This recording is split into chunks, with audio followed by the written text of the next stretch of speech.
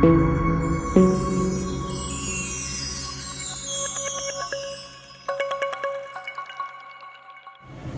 I have here another Mercedes SL500. I am trying to figure out, is this a parts car or a rebuildable car? This car has over 200,000 miles on it. It has front end damage, as you can see here. The hood can possibly be saved. It is aluminum, if I recall right. Aluminum is kind of hard to weld or manipulate, but it might be salvageable. Worst case scenario, you have to replace the hood. This lower bumper, you gotta replace that. It has the typical cracks that most people get when the suspension drops low and you run up on a curb. This headlight is cracked, busted up. It needs a grill, obviously. That headlight is just fine. It has Silver's Neobax adjustable coilovers, but the person who installed them didn't know what he was doing. And so he reached out to me. This is a local Cincinnati car. I did work on this car. I sold him the Silver's Neomax adjustable coilovers, but he had his cousin install them, and he didn't know what he was doing. So he had issues with getting the height corrected. He had some other suspension issues, such as suspension parts that needed to be replaced. So there was some knocking that was going on. He couldn't get his alignment right. He really struggled trying to maintain this vehicle. He didn't upkeep it. It's very worn, very damaged, very neglected. It needs a battery. This battery has to get jumped in order to start. He had aftermarket audio system hooked up, like an amplifier. I pulled most of those wires out. The convertible top does not work. I have this stick in place because, of course, these little struts right here don't work, right? That's common, and that's a $20 fix, you know? But the convertible top is not functioning. Also, look at this cracked mirror right here. Let's see. This window over here does not go up or down. So the corner one, because this did not finish going up, that corner one would not go up. The rear, I'm sorry.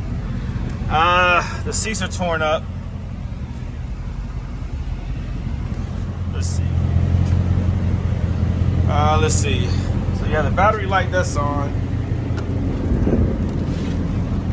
Why is there a gap right there? This was removed and not put back in place. You can see there. It needs to be in front of this, not behind it. SRS light is on.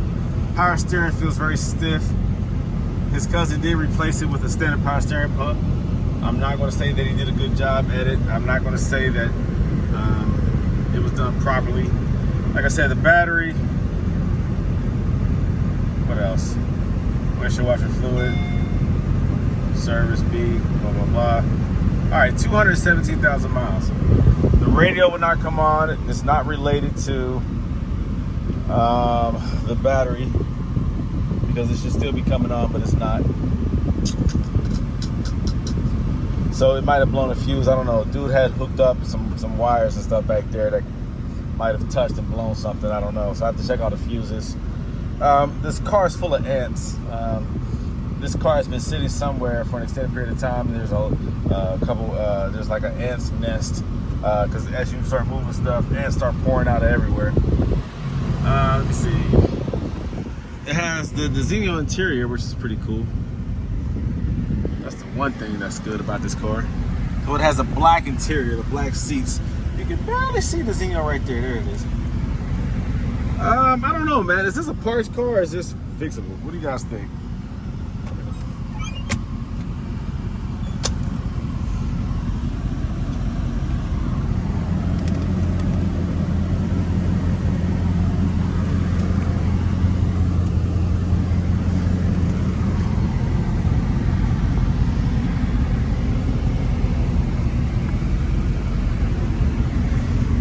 My honest opinion, parts car.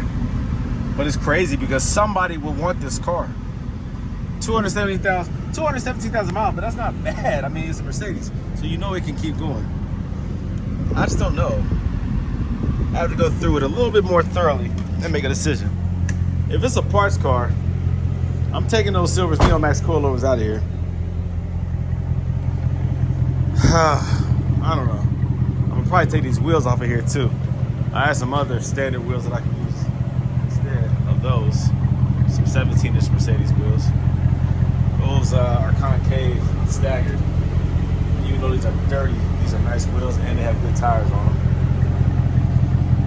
Surely somebody could use some of these parts if I decide to part it out. I don't know if that pump is any good. And then the PSE pump, the pump that operates the locks and all that, that might not be working because the locks don't go up and down when you lock the car. But then again, it could be the remote battery. I still have to check that. I don't know, guys. I got to figure out what I want to do with this thing. This has some exhaust work done, maybe some modification because it's louder than normal. Yeah, there's one tip missing, but it actually is louder than normal. So it could be an exhaust leak, or it could be some exhaust modification. Maybe resonators removed. That's typical. I don't know, guys. I gotta figure this one out. Let me turn on the headlights. We'll just see if the lights work.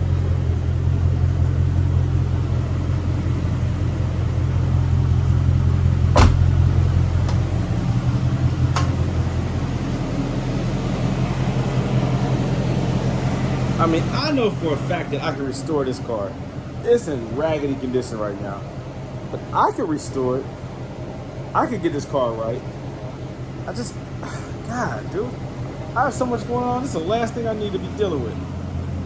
Now, when you roll the window up, you can hear the motor trying to finish pushing it up. So it probably is the winding part of the window regulator that's probably all jacked up. The cable, that's probably jacked up. And so that's probably why that window won't roll up.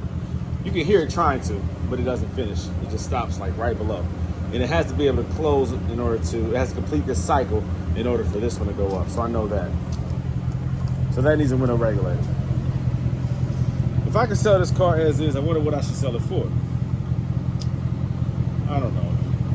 I have to get up underneath too and see if they removed all the ABC stuff or if they just removed the ABC struts. Because somebody could also, put the struts back in and then figure out the ABC system. Then that means you have to put the pump back in. Then you got to hook everything back up. So I don't know how much damage they've done or how much they've removed.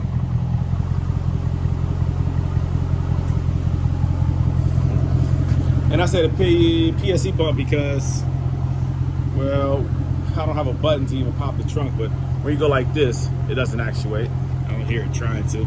So you have to put the key in here to pop the trunk. So I believe that pump is down there, right up under this pump. It's up underneath, and that operates all the airlines. But then again, I have to check all the fuses, like I said, to see if there's fuses blown. Like I said, this car has been heavily neglected, so.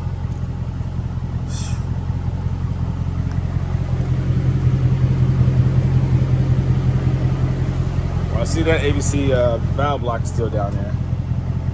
See, when they put these coilovers in here, it was dropped so low, it was bouncing in the back, it was hitting in the back. The front has a knocking noise when you turn. He tried to blame it on the coilovers, but he realized that he actually needed some suspension parts, some work done. He brought it over here for me to try to make some adjustments, and I tried to get it as good as possible. But then he wound up lowering it more than what it was. He wanted it lower. I don't know, guys. So, what is this, the lower control arm, I guess? He bought that and a couple of these components right there. Oh, man. What to do, guys? What to do? What would you do in a situation like this? What would you do?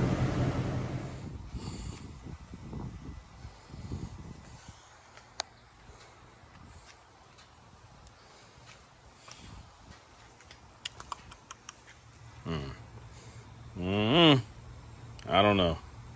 Hey, at least the AC works. But the climate control panel is funky, wonky, as they say. As you try to dial it and turn it, it just does whatever it wants to do. But guess what? I was hoping that it was good on this one because I knew I was getting this car and I was going to actually take that out and put it on mine. Because mine's doing the same thing. My climate control panel, as you try to turn that dial, it just does whatever it wants to do. Even if you turn it off, it kicks right back on again. I hate that crap. And those things are pretty expensive. A used one on eBay is pretty pricey. So I was hoping that I could at least get a good one of those out of here. I don't know. I could strip it. I could strip it. Maybe the amplifier is good. I think this needs an amplifier because my audio doesn't kick on. It comes on sometimes, but most of the time it doesn't. Could it be the amplifier? I don't know what's good on this car regarding music because the radio won't come on. Again, I got to check fuses. This used to be like that weird pewter grayish color, grayish tan. Now it's like two-tone. Has like a slight sheen to it. Certain lights hit it, certain colors. It looks more tan. This angle looks more silver. Trunk and quarter panels don't match anymore. Oh man, what do I do? What do I do? What do I do? It's worth a lot in parts, but you have to have it sitting somewhere and you have to be able to strip it. I don't know. I could sell to somebody who can genuinely use this car, who doesn't mind putting the money into it and getting it back on the road. I don't know. Decisions. I guess it's part of being going out of my Autoworks, huh? Golly.